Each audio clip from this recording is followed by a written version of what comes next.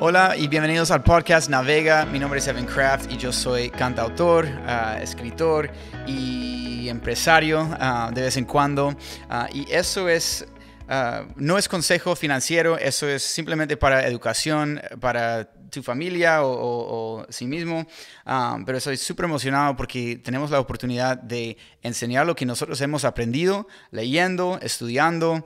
Así que espero que sea de mucha bendición para sus vidas. Y estoy aquí con mi amigo Brian.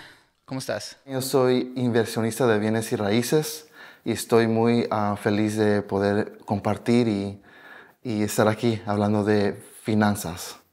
Y hoy tenemos el gran privilegio de tener a nuestro amigo Bruno Interlandi aquí con nosotros. Y él no es ascensor financiero, es un asesor financiero. Así que nosotros nos conocemos hace unos años. Sí, es verdad. Yo he comido pasta en tu casa porque sos venezolano. Bueno, nací en Venezuela, crecí en Italia. Me casé con una argentina, aquí el acento argentino, viví en Argentina y ahora en Estados Unidos desde algunos años. Wow, ok, como tú eres una mezcla increíble de culturas, pero tú fuiste, como eso es súper interesante, de país a país, de como que ha tenido una crisis económica, así que no nos traes eso. No. Pero cuéntanos un poquito antes, ¿qué haces de tu trabajo para que la gente sepa? Bueno, antes de decir exactamente el trabajo, soy un asesor financiero, me gustaría decirte cómo llegué a esto. Toda mi vida he sido hombre de negocio y pastor, las dos cosas juntas en varias partes del mundo, plantando iglesias, ayudando a otros ministerios. Y una de las cosas que vi en Argentina, cuando uno de las iglesias donde era copastor explotó en crecimiento, pero la gente se quedaba en el mismo nivel de conocimiento. Entonces sé que su vida era transformada, iba al cielo seguramente, pero vivía en la misma pobreza o costumbre. Entonces eso me tocó mucho hace muchos años y hace 7 años alguien me llamó y me dijo, está esta organización que quiere ayudar al mundo latino cristiano a ser sabio con el dinero. Y sentí que Dios me llamaba. Ok, pero mucha gente puede pensar que el dinero es la raíz de toda maldad. Eso no es cierto. Creo que no, la Biblia no dice eso. La Biblia dice que el amor al dinero. Ok, muy bien. Eso estaba esperando que me corrigieras. En primera de Timoteo. Yes. Muy bien. Hasta el libro. Estás diciendo que no está mal ganar dinero. No está mal, absolutamente. De hecho, hasta en la misma carta, que Pablo dice eso, le dice a Timoteo, su discípulo, asegúrate que sea visible tu progreso. O sea, que se pueda ver el hecho que tú vas hacia adelante. Uh-huh. La palabra progreso ahí quiere decir como un machete, cortar el pasto e ir hacia adelante. Asegúrate que se vea que vas bien. Y a los ricos le dice, no que sean pobres, sino que sean generosos con lo que Dios les dio. Que es una perspectiva diferente. No es volvete pobre, sino empezar a entender el propósito del dinero que Dios te ha dado es por un motivo, para que tú puedas tocar la vida de las otras personas. Sí, porque es imposible ser generoso si no tienes nada. Es verdad y no es verdad, no estoy tan de acuerdo. De hecho, yo te diría que el último acto de generosidad antes que Jesús muriera fue de una mujer que no tenía casi nada. Cierto. Okay, y fue la última conversación de dinero que Jesús tuvo con su discípulo. De hecho, era tan importante que si vas a ese versículo, dice que Jesús se sentó y empezó a ver cómo la gente daba. Cosa muy incómoda hoy. Imagínate Jesús sentado en la iglesia ahí en primera fila. Déjame ver, Bruno, cuánto dinero da. ¿No? Esa es la imagen que está ahí. Y después dice que llamó a los discípulos. Dijo, venga, vamos a hablar de esto. Y estaba esta pobre mujer que dio todo lo que daba. Yo creo que eso representaba también lo que estaba por hacer proféticamente Jesús, que iba a dar todo lo que él era. Al mismo, el regalo más grande que cualquiera persona pudiera dar para cambiarnos a nosotros. Y el motivo más profundo de poder vivir una vida de generosidad, pobre o rico, es el hecho que Dios dio todo por nosotros, por lo cual no podemos no dar todo lo que somos para Él. Sí, mi papá siempre dice que él es el director y fundador de una ONG que maneja miles de millones, como no miles, cientos de millones de dólares anual en Los Ángeles. Y él dice que no es dar lo mismo, pero sacrificar lo mismo. Exactamente. Así Muy que, bueno. eso es buenísimo. Ok, pues tú, ¿a qué te dedicas? Bueno, yo, Hoy. digamos, en esto soy asesor financiero. En la imaginativo de mucha gente, el ascensor, ahora se me quedó el asesor financiero es alguien que está delante de una computadora comprando y vendiendo acciones. No es eso lo que hacemos. Lo que nosotros hacemos, yo tengo un equipo bastante grande que hace eso, nos sentamos con familias, con individuos y los ayudamos a hacer un plan fundamentalmente de ir de A a B en sus finanzas. Están lo que nosotros llamamos tu yo ideal y tu yo real.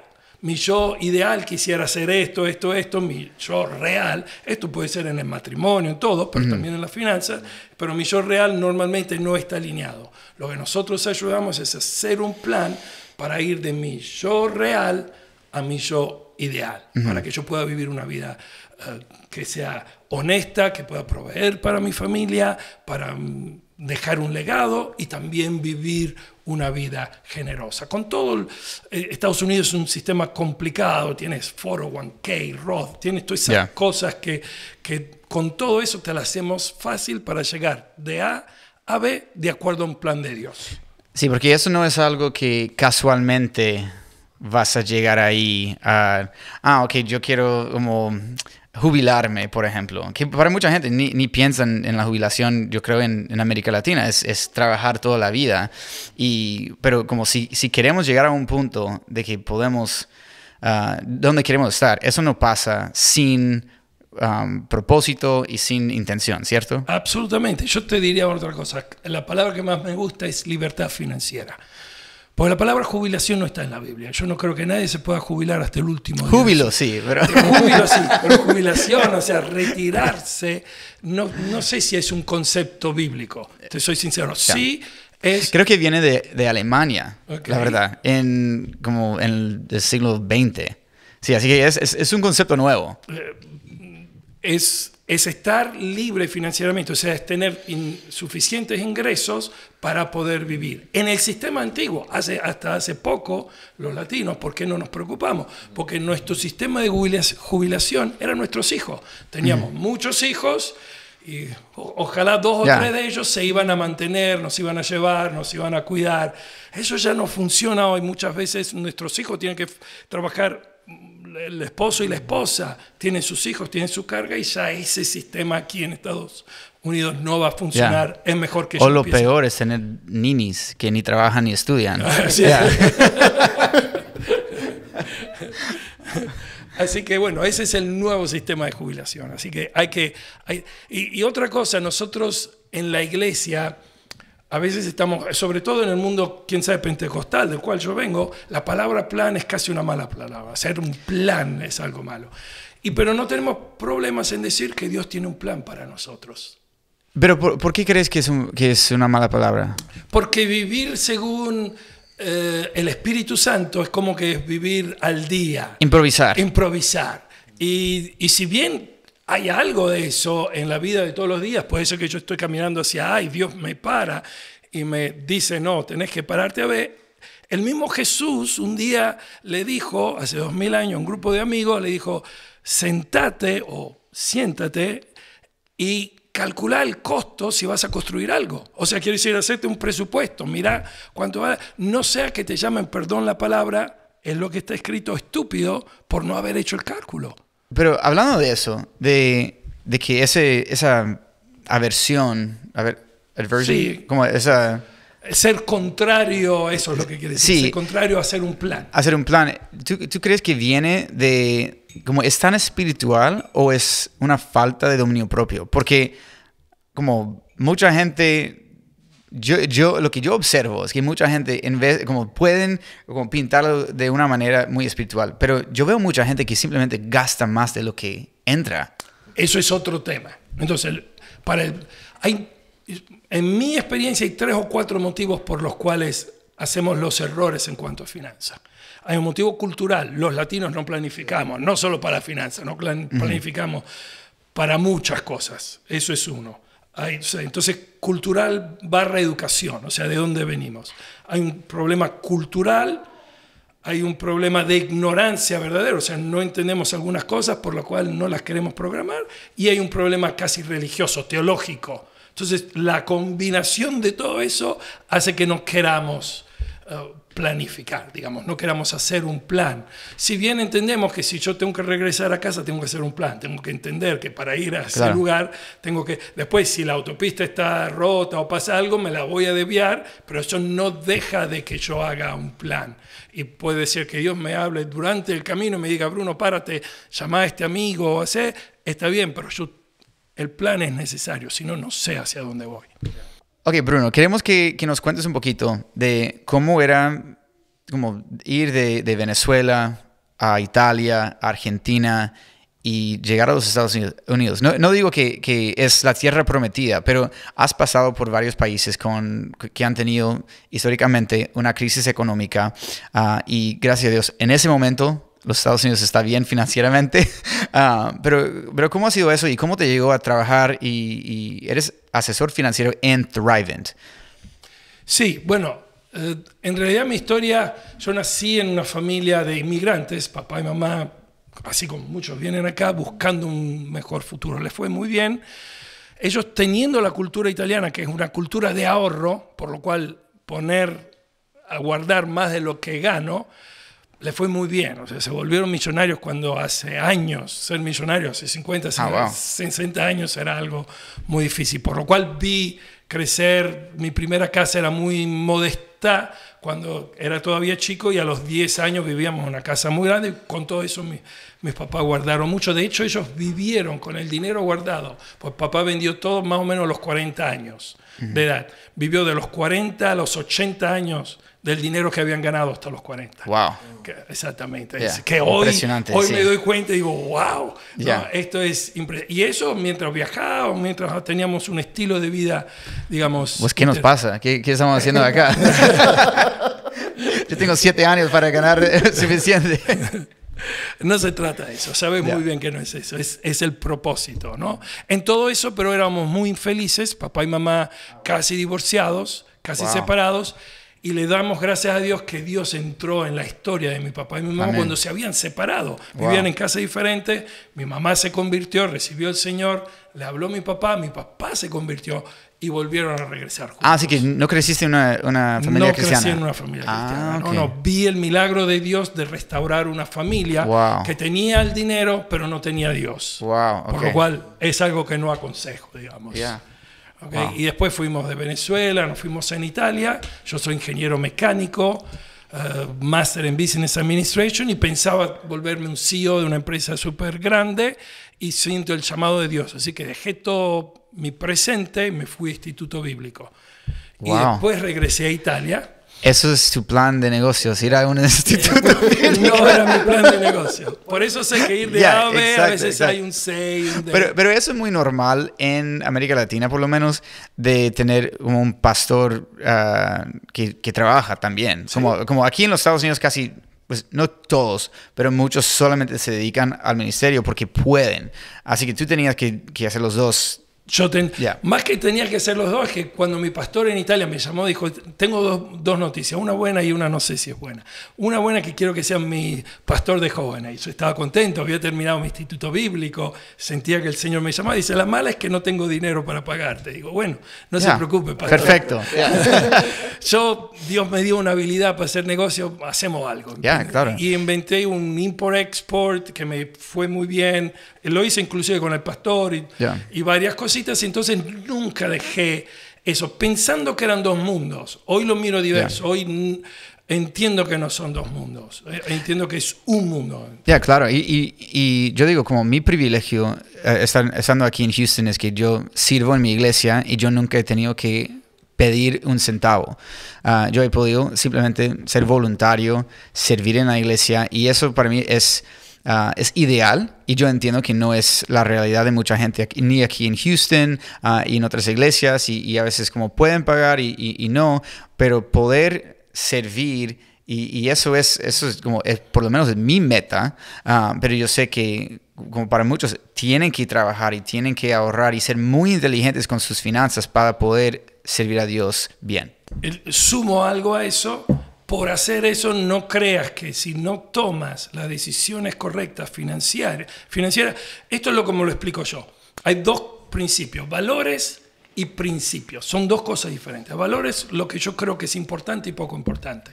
Yo puedo creer que la familia es importante, tú puedes creer que la educación es importante. Sí. Las dos son importantes, pero los principios son las cosas que cuando llueve, llueve sobre todo. La Biblia dice que llueve y cae el sol.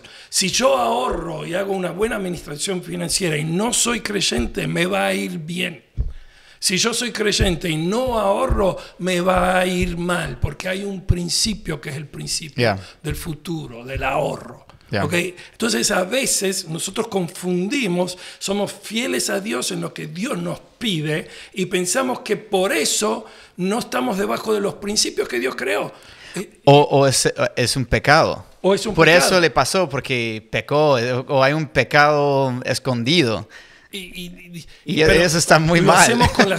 Lo hacemos con la salud mental, lo hacemos como comemos. Hay muchas cosas que descuidamos, que son principios normales, que Dios dice, está bien que seas fiel y obediente en lo que tú haces, pero también tengo unos principios debajo de los cuales tenés que caminar. Y el único que puede romper los principios es Jesús, Él y Dios, porque Él si quiere caminar arriba de las aguas, camina, pero caminó una vez. Todas las otras veces se agarró el barco. Entonces nosotros queremos caminar arriba de las aguas el resto de nuestras vidas. Sí, y no queremos realmente algo sobrenatural o un milagro para rescatarnos de una emergencia, donde como hay una historia de que alguien está como en una inundación y viene un helicóptero, vienen barcos y muere y pregunta a Dios, ¿por qué no me rescataste? Te envié un helicóptero, te envié barcos. Okay, y llegaste a los Estados Unidos y cuéntanos cómo llegaste a los Estados Unidos, cuándo y qué haces acá. Una serie de milagros, digamos así. El primero fue hace 30 años que cuando decidí cerrar con mis estudios y negocios. Esto puede ser una historia muy breve, pero llegó un llamado a mi casa. Nadie quería que yo dejara. Tenía un futuro muy importante. Había salido en el equivalente de lo que sería la primera página de Forbes, como el futuro de Italia. En primera página, uno de los jóvenes más promesas de todo el país. Y había dejado todo, hasta mi mamá, mi papá, que eran en el Señor, y dice, ¿estás loco?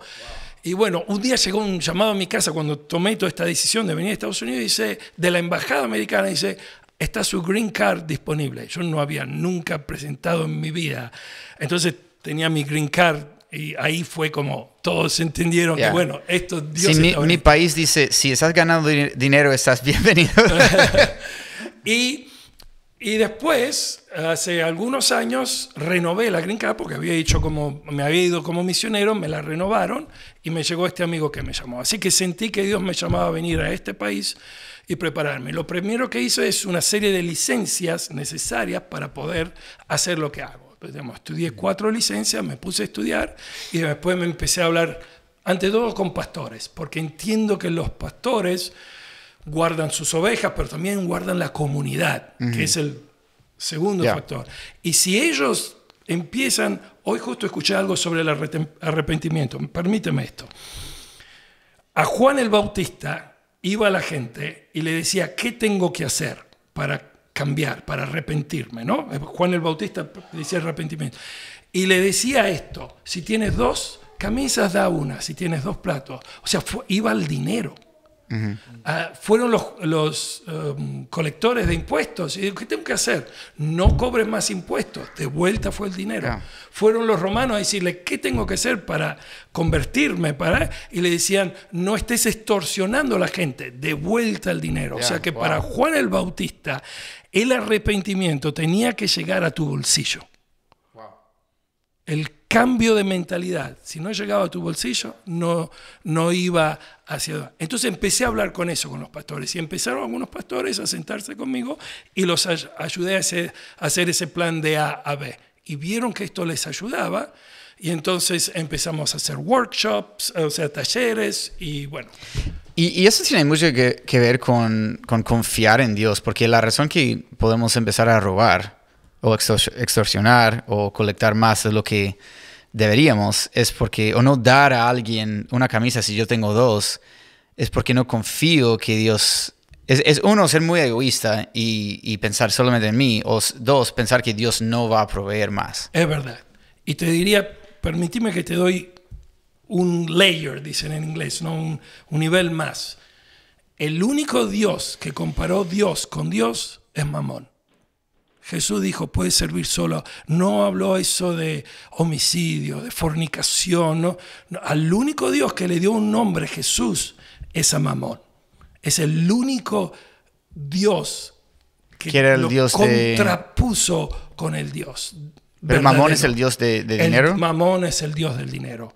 O sea que hay algo muy espiritual, no es solo la costumbre, algo muy espiritual en el manejo y en el apego del dinero.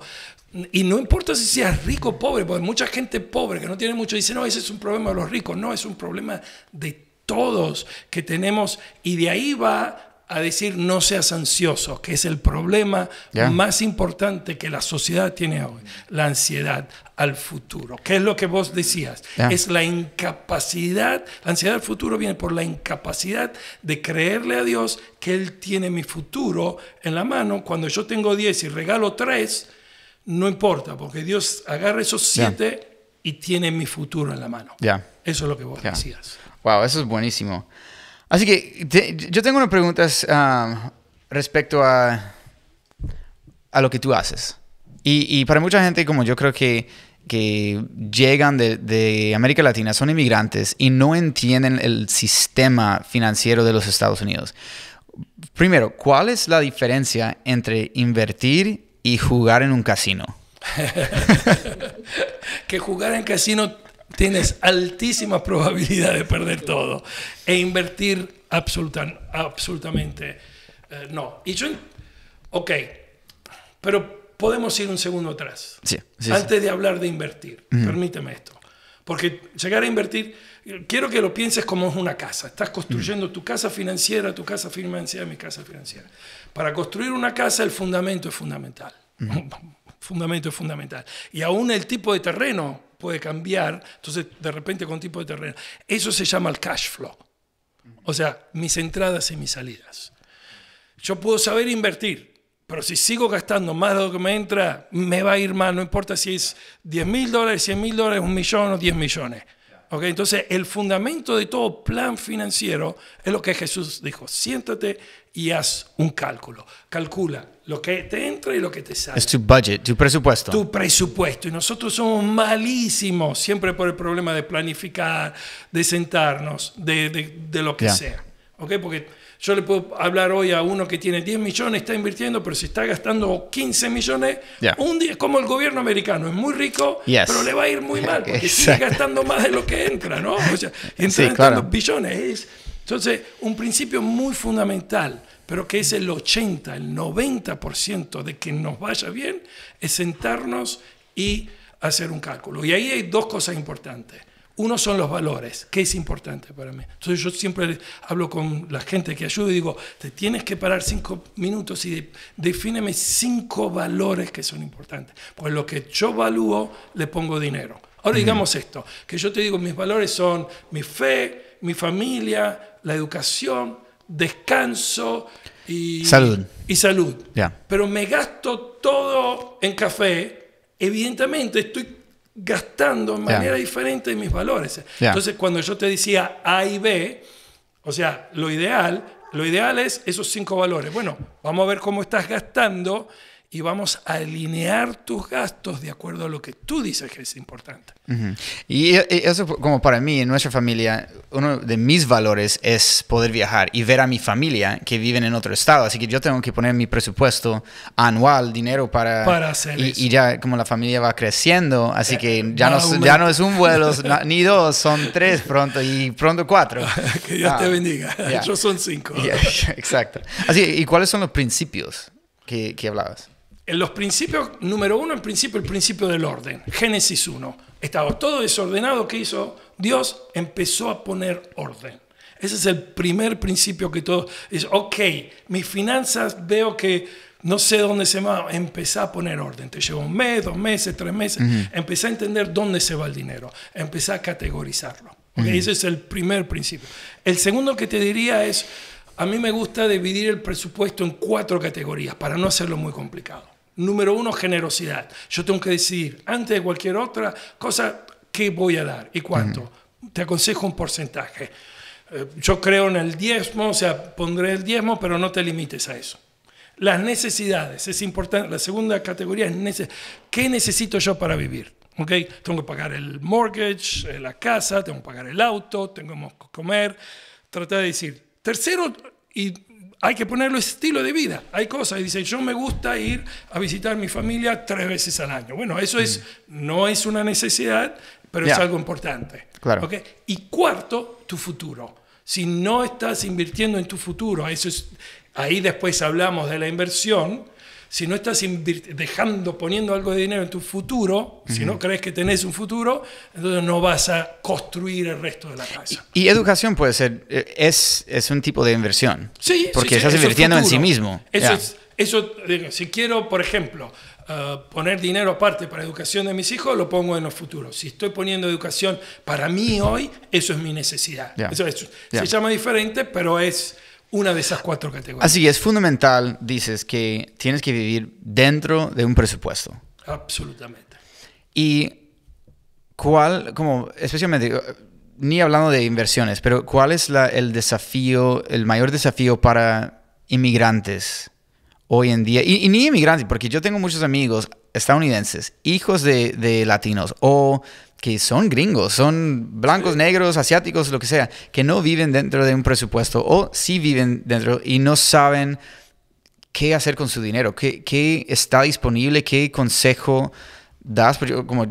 Yo sé que eso es una pregunta muy grande para un asesor, porque como eso tiene que ser una cita contigo, pero ¿qué pueden empezar a hacer si están viviendo dentro de un presupuesto? Entonces, si están viviendo dentro de un presupuesto, por lo cual tiene esa categoría de futuro, por ejemplo, entonces empezar a definir cuáles son mis objetivos. Entonces, a breve es un viaje al año con mi familia.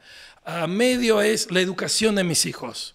A largo, mi retiro. Yo siempre digo a la gente de ponerle valor al retiro. ¿Por qué? Porque hoy en Estados Unidos tú te puedes pedir dinero para todo, para la educación, pero el día que te tengas que retirar o que no puedas trabajar, no vas a tener suficiente recurso. Entonces eso es muy importante. Una vez que definí mis goles y que le di un dollar sign, le di un valor a mis goles, ¿no? Yo quiero comprarme un auto nuevo, bueno, sale tanto. Quiero comprarme una casa nueva, necesito tanto dinero. Quiero hacer esto. Entonces es empezar a hacer un plan de cómo yo logro hacer eso. Y ahí es donde se empieza, dejamos un piso abajo, que es el piso de la protección, que es muy importante. Otro tema que si quieres hablamos en un segundo. Nosotros tampoco nos protegemos. O sea, un plan de AVE. En el auto es bueno tener un auto, una rueda de si pasa algo, y no hablamos de eso, pero... De protección hablas de seguro. No solo seguro, tener un dinero aparte. Ok. Porque se me puede romper el lavarropa. Like an emergency fund. Emergency fund. La parte de protección tiene 3 niveles. Una parte de dinero de emergencia, porque cosas pasan. Una parte de la documentación. Somos malísimos como latinos. No dejamos un will, no sé cómo se dice. Un testamento. Un testamento, no dejamos nada. La gente no entiende que aquí en Estados Unidos hay un sistema legal por lo cual, digamos que acumulé bien, ¿ok?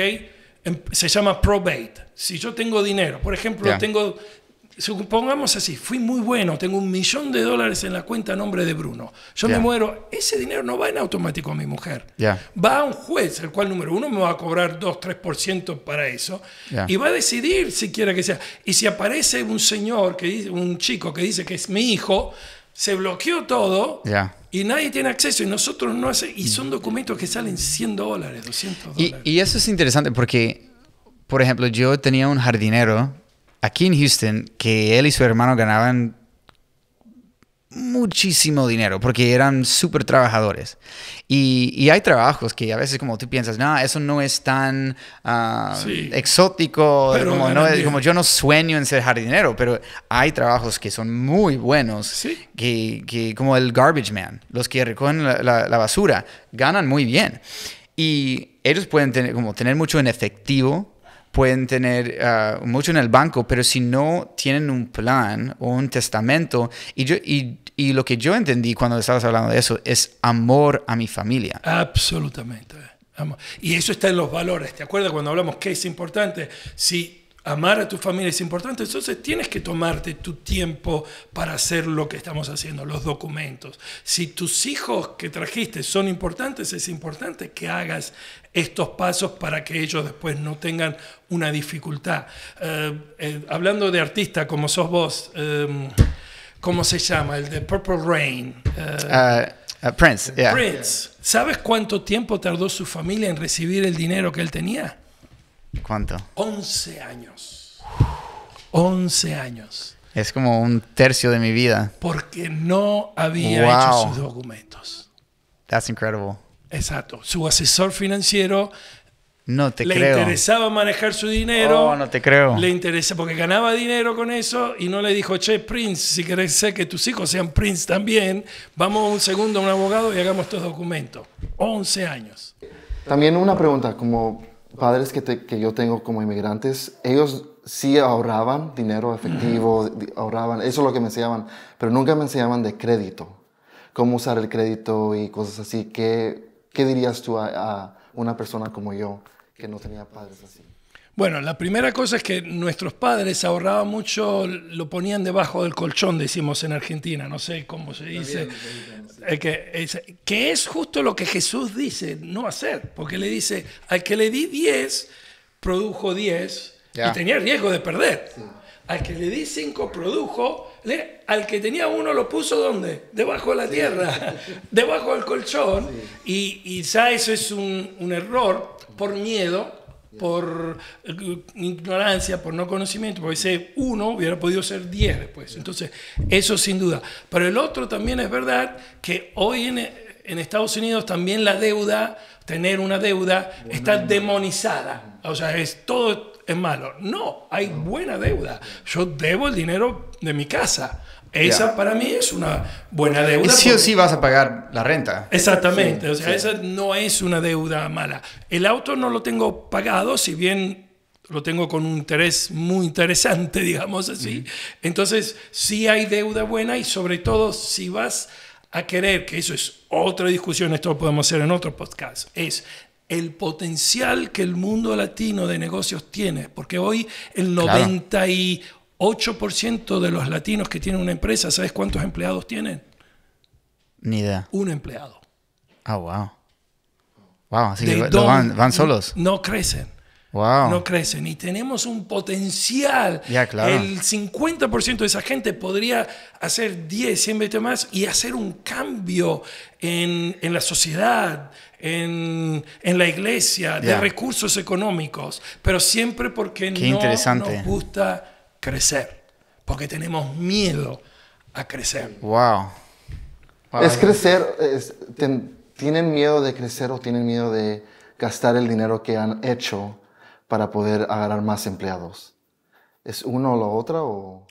Es una combinación de todo. También de no sé cómo hacerlo, de imagen, de quién soy yo. Quiero hacerlo todo. Pero ¿sabes lo que me frustra a veces? Porque como yo hablo con mis amigos que me dicen, Evan, porque tú eres gringo, eres blanco, porque tú tienes papás que te enseñaron eso. Y mi papá no me enseñó nada. Bueno, sí me enseñó, me dio principios, me dio valores, pero yo tenía que decidir cuáles son mis valores y seguir esto. Y como yo quiero crecer mi equipo, yo quiero tener suficiente para mi familia y más que suficiente. Y también pensando en eso, de que Dios da los talentos, dio, como en esa parábola de Mateo 25, que todos tienen algo. Dios provee esto, pero es nuestra responsabilidad, si queremos que crezca, que tenemos que trabajar. Mira, te doy un punto más. Cuando yo vine a Estados Unidos y empecé a trabajar con latinos para ayudarlos, me empezó a suceder que me llegaran clientes o posibles clientes americanos. Me quedé loco de lo poco que saben también ellos. Sí, sí. De lo poquísimo. Yo tengo clientes, un cliente en Austin, un desarrollador muy importante, 10.000 casas. Eso es bastante grande. Tú estás en real estate, sí, ¿no? Sí, 10.000 casas es bastante. Es mucho. No tenía idea. Ahora, estaba bien económicamente, sí. Su inversión la hacía bien. O sea, no hablo que no sabía hacer negocio. Pero cuando se trataba de cómo ahorrar impuestos, dónde invertir, yo fui la primera persona, estamos hablando de un señor de 60 años, con el cual él invirtió algo de dinero. Y cuando vio lo que creció, dijo, uy, esto está bueno. Y eso es muy interesante porque como en mi caso, me ha ido muy bien todos los años, como yo voy ganando más, pero también pienso, ok, el día que yo no, como ya me decían en Argentina que yo antes era el Brad Pitt de América Latina, y yo digo, pues primero eso nunca fue verdad, pero entiendo que con los años yo no soy Se me el chico de... muchas cosas en la cabeza cuando dijiste eso, pero no la dije por respeto hay a los una amigos. realidad, hay una realidad de que yo no soy el chico de 25 años que es tan guapo, tan flaco, tan soltero, como yo no soy tan, eso ya no lo sí, sos. 0%, pero y entiendo que eso puede tener un impacto en mi carrera, como hay cosas que con la edad que pasan, y es fácil pues vivir dentro de un presupuesto cuando estás generando mucho, pero el día que ya realmente tienes que apretar, eso cambia todo tu perspectiva y tu manera de vivir. Así que yo tengo una pregunta muy importante, porque yo voy a una iglesia hispana y yo sé que no todos son ciudadanos de este país. Yo tengo muchos amigos de América Latina que van a ver ese podcast, y hay aquí, como hablabas del 401k, y hay diferentes maneras de crecer tu dinero. Uh-huh. ¿Eso está disponible a todos o eso simplemente para la gente que tenga un súper buen trabajo, para inmigrantes? Cuéntanos de eso. Entonces, número uno, cuando yo vine aquí en Estados Unidos, los clientes de los primeros 2 años es gente que ganaba de 30 a 50 mil dólares. Y todos con ellos hicimos un plan. Y eso en los Estados Unidos es un salario básico, porque para muchos... Muy, muy básico. Yeah. Estoy hablando que estaba con ellos en sus trailers, ni casas tenían. Sí, pero para la gente que viene de otros países, claro, donde el sueldo... $30,000 es mucho, no. Sí. Aquí es el equivalente, no sé de lo que sea, pero o sea, vivían en casas móviles, para decirte, no tenían ni la casa. Y aún así pudimos hacer un plan donde ellos ahorraban un poco para la educación de sus hijos. Para mí es importante, ese es mi valor personal. Naturalmente, quiero que los latinos seamos más educados, porque más recibimos, más podemos aplicar, y se empezaron a preocupar para su retiro. Entonces, aquí en Estados Unidos tenemos unos instrumentos que no tienen en otras partes del mundo, pero estoy seguro que hay instrumentos en cada país para que yo pueda hacer una diferencia. Uh-huh. Y otra cosa importante aquí, nuestra organización, siendo una organización sin fines de lucro, también ayuda mucho lo que se llaman ITIN. Son gente que tiene digamos, un Social Security con el cual pueden operar, pueden hacer los impuestos. Nosotros podemos servirlos a ellos en la misma manera que servimos cualquier persona que no lo tenga, que sea residente. Así que básicamente, si estás aquí en los Estados Unidos y tienes esto, el ITIN, como no hay excusa de que no puedes ahorrar. Y no hay excusa también para vos si sos latino, no hay excusa, porque los principios de la Biblia son los mismos para cualquiera de nosotros. Okay. ¿Y qué es un 401k? ¿Qué es un Roth? Ok, entonces hablando de eso, estos son tipos de cuenta. Entonces ustedes todos conocen la cuenta corriente y la cuenta de ahorro. Uh-huh. ¿Okay? En Estados Unidos hay, como lo explicamos nosotros, hay 3 contenedores. Hay contenedores que llamamos Tax Now, impuestos ahora. Hay un contenedor que lo llamamos Tax Later y hay un contenedor que lo llamamos Tax Never. O sea, nunca impuesto. Yeah. Eso me gusta. Le gusta a todos, le gusta a todos. ¿Okay? Entonces, ese es el primer ejercicio que hacemos con los clientes. ¿Dónde tienes tu dinero? ¿En qué contenedor? Entonces, por ejemplo, si yo tengo dinero en mi cuenta corriente, digamos que está ganando impuestos, esos impuestos, el que está ganando dinero, ese dinero junto a lo que gané al año, junto si tengo casas en alquiler, tengo que poner todo junto, voy al contador y él me paga impuestos. Gané más dinero, sigo haciendo lo mismo, sigo pagando más impuestos. Y si seguimos gastando lo que estamos gastando, eso va a aumentar y aumentar. Eso es un contenedor. Pero el gobierno americano, cuando hace algunos años quitaron el sistema de retiro, porque antes muchas empresas tenían un retirement plan que te daban, eso lo quitaron, entonces el gobierno... ¿Eso era la pensión? La pensión, okay, digamos. Y el Social Security ya no es tan grande como que puedas vivir con eso. ¿Qué hicieron? Hicieron una cosa, ok, si tú ganas $10,000 y de esos $10,000 sacas $1,000 y lo pones aquí adentro, yo voy a considerar que tú ganaste $9,000. Entonces pago impuestos sobre $9,000. Yeah. Esos $1,000 van adentro de un que se llama IRA. El IRA es el general, que quiere decir Individual Retirement Account, que después se puede llamar SEP, 401k, 403b para los pastores, tienen varios nombres, pero el concepto es el mismo. Yo pongo ese dinero, lo invierto o a una tasa fija o variable en varias maneras y eso crece. Hasta un cierto día, cuando el gobierno me dice, mira, ya creció mucho, ya estás muy viejo, digamos que te volviste millonario. El gobierno te dice, bueno, ya está, empezás a retirar ese dinero y vas a pagar impuestos. Y después se da el último contenedor, que está muy lindo, que es un contenedor que yo pago impuestos hoy, puedo poner dinero en ese contenedor. Ese contenedor puede crecer, son los Roth, VUL, Whole Life, son algunos productos, y nunca más en la vida voy a pagar $1 para ese contenedor. Y eso es como la idea es que crece todos los años. Crece todos los años. Y con eso es como interés compuesto. Exactamente. Okay. La octava maravilla del mundo, dijo Einstein. Ajá. Pero eso es muy, muy importante porque como yo leí esa semana, como hablando de todo eso, porque mucha gente, como la persona promedio de los Estados Unidos empieza a invertir o abrir esas cuentas a los 30 años, 31 años. Así que están como la octava maravilla del mundo es el interés compuesto. Eso significa que cada año, como tu dinero, lo que tienes el principal, crece con el interés y luego el año siguiente con el principal y el interés crece otra vez con interés. Exactamente. Sí, así que si tenías $100,000 y tienes 104 y ganas 4% al año, el año siguiente vas a tener $104,000 y el año siguiente va a crecer aún más. Y hay una regla más o menos real, sin promesas, que si dejas ahí más o menos invertido en el mercado 6-7%, ese dinero se duplica cada 7 años. Entonces, de 1 se vuelve 2 a 7 años, de 2 se vuelve 4 en 7 años y así después es una curva que se llama exponencial. No es lineal, no es derecha, sino que se aparece más lenta al principio y después ¡chum!, se va para arriba. Y eso es lo que yo leo mucho porque como yo vengo del sur de California, donde bienes raíces crecieron un montón en las últimas décadas.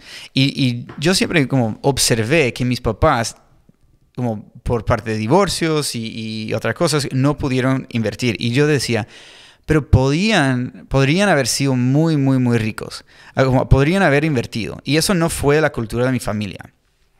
Pero hoy en día, como si por ejemplo, nació mi hija, Sofía, en 2023. Y yo inmediatamente abrí una cuenta de educación para ella. Porque hoy, como la educación aquí en los Estados Unidos es carísimo y yo sé que si quiero pagar por una escuela privada, si quiero pagar para una universidad privada o lo que sea, lo quiero tener.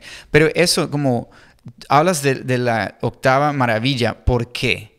Porque un joven hoy, entonces vamos al joven, después hablamos del viejito, un joven hoy, un joven nuestro, 16, 17 años, que está en la casa con los papás y va a trabajar un poquito. ¿Okay? Entonces está ganando dinero. ¿Qué va? Se compra las zapatillas, lo decimos en inglés, se compra esto. Pero si pone $100, $200 aparte, o sea, ahorra $2,000, $3,000 al año por 3 años y lo pone en un Roth IRA, o sea, en un lugar donde nunca va a pagar impuestos, ese señor, si el mercado crece, lo que creció los últimos 150 años, con las crisis del 2008, que perdió el 40%, con todas las crisis, va a ser millonario. Podemos decir que va a ser millonario. Solo poniendo por 3 años ese dinero y nunca más poniendo... Pero eso siempre, como el mayor crecimiento siempre es al final. Así que perdiendo una década, perdiendo, como no significa que no vale, pero como el poder de empezar, como dar a tus hijos, o empezar a invertir cuando eres joven, es muy fuerte. Sí, de cada día cuenta. Pero el mejor día para empezar, porque no quiero que los que no tienen que tienen miedo, Exacto, sí. piensen diferente. ¿Qué dice la Biblia? ¿Cuál es el mejor día? Hoy. Hoy es el día. Yeah. Today is the day. Hoy es el Yeah. día. Entonces, cualquier persona, por un lado, quiero que los jóvenes escuchen y digan, hey, si yo empiezo esto hoy, va a ser una diferencia. Pues eso iba a ser otra pregunta de que ¿cuál es el riesgo de no hacerlo? Porque como estás hablando de que hay un upside muy grande y no estamos hablando de un casino. Estamos hablando de algo que sí es real, sí. Como hay riesgos, como cuando COVID empezó, yo invertí dinero en la bolsa porque yo decía, pues como todos vamos a estar en la calle o vamos a estar bien, como sí o sí. Lo que pasa es que creo que la pregunta me hiciste al principio, mucha gente que no conoce lo que es invertir en mercado percibe esto como la ruleta, es peor, la ruleta rusa, que te hago así. No es así, es como un amigo que viene y te dice, che, ¿por qué no abrimos una panadería aquí abajo? Ahora tú sabes que tu amigo es un buen panadero, hace muy buen pan. Cuando él te hace el pan en la casa, vos te vas y se lo vas a robar porque te encanta el pan de él, y dices, esto va a funcionar. Yeah. La gente va a venir a comprarse este pan. Es lo mismo, yo estoy invirtiendo en una empresa que está haciendo un celular que es muy bueno, de hecho me lo compré. Entonces, ¿sabes qué? Es tan bueno que me lo compro, creo que el señor que está ahí junto con ese equipo van a hacer un celular un poquito mejor, creo que mucha gente va a hacer eso. Yeah. Entonces yo voy y puedo hacer dos cosas, o le presto dinero, eso se llama bonds, o le compro parte de su empresa. Yeah. Una acción. Y creo que esta gente va a tener más probabilidad de éxito que el panadero con el cual. Entonces nosotros latinos estamos más dispuestos a poner dinero con el panadero, con porque lo conocemos y sabemos quién es, pero uno de cada 10 negocios sobrevive. Los otros 9 no sobreviven. Entonces si vas a empezar un negocio, tenés 90% de probabilidad que no funcione. Este señor ya estuvo vivo desde hace mucho tiempo y seguramente va a estar viviendo por mucho tiempo. Entonces, no es tan riesgoso como creemos. Sí, va a ir, subir y bajar, pero no es tan riesgoso como creemos. Pues eso ha sido increíble hablar contigo, Bruno, y pues como yo también aconsejo a la gente que si quieren más información pueden buscar ¿dónde? Bueno, pueden googlear mi nombre, Bruno Interlandi, van a ver ahí mi empresa, van a conseguir estoy en Instagram, LinkedIn, just Bruno Interlandi me consiguen número todo. Y tenemos 2 preguntas antes de terminar. Do you want to ask about what's his favorite books? Yeah. And then also ask him, what does he wish he knew at 20 years old? Okay. Una pregunta, ¿qué libros recomendarías para que uno aprenda de finanzas? Bueno, estoy escribiendo uno ahora, así que lo tengo casi terminado. ¿Y cómo se llama? Se llama Hablemos de Dinero, conversaciones de dinero que tendrías que tener con Jesús. Entonces son varias conversaciones, nosotros no nos damos cuenta, pero Jesús habló, número 1, del reino de Dios. El segundo tema más importante es dinero, riquezas y generosidad. Habló de oración, 500 versículos podemos conseguir 2000 de dinero, riqueza. O sea, es un tema bastante recurrente en la Biblia. Entonces, sí, estoy escribiendo uno justo para poder darle la imagen a alguien de sentarse con Jesús, un poco lo que hicimos esta mañana, y tener una conversación con Él, moderna de hoy, pero de los principios que Él nos creó. ¿Y cuál es tu favorita que has leído? ¿Perdón? ¿Cuál es tu libro favorito que has leído sobre el dinero? Ay, tengo muchos, pero el que vos ibas a recomendar es el que me gustaba también a mí, entonces no te lo voy a robar. ¿Cuál? El de Money... Psicología del dinero. Yes, eso sí es mi favorito. Sí. Okay. Entonces no te lo quería robar. Voy a ver quién lo escribió, porque eso sí es... muy buen libro, porque tiene que ver con la emoción. La mayoría de las decisiones financieras, que tomamos no es matemática, es emotiva. Exacto. Y es The Psychology of Money, la psicología del dinero, por Morgan Housel. Housel. Yo lo conozco personalmente a él. Wow, okay. Y tuve un curso con él, es un tipo muy interesante. Wow, tenemos un famoso aquí, muy bien. El famoso es él. ¿Y la última pregunta? Sí, ¿qué consejo te darías cuando tenías 20 años? Si yo tuviera 20 años, hoy me diría, poné $50 en un Roth IRA cada mes y a los 65 no vas a tener el problema que yo ahora voy a tener, porque todo esto yo lo empecé a aplicar los últimos 10 años, que tengo que acumular y planificar de manera mucho más agresiva para poder darle a mi familia y el legado que quiero dejar. Que de vuelta vuelvo a decir, en 1 de Timoteo, donde dice de no amar el dinero, también dice que los que no proveen para su familia son peores que los no creyentes. El mismo versículo, el mismo libro que dice no ames al dinero, también dice, pero tenés que proveer a tu familia, tenés que dejarle un futuro, tenés que dejarle un legado. Y para mí eso es importante. Wow, no era que enseñarías a tu hijo a jugar como Messi. Bueno, le administro el dinero, no tengo problema. Así que Bruno, muchísimas gracias por tu tiempo. Eso ha sido increíble y para toda la gente, eso es el podcast Navega con Evan Craft y Brian González. Y gracias por estar aquí. Pues esperamos que eso bendiga a muchísima gente que puedan aprender. Y si nos quieren escribir por Instagram, Navega Podcast, y también si tienen más preguntas pueden escribir a Bruno Interlandi. Gracias por hacer esto. Gracias. Dios los bendiga.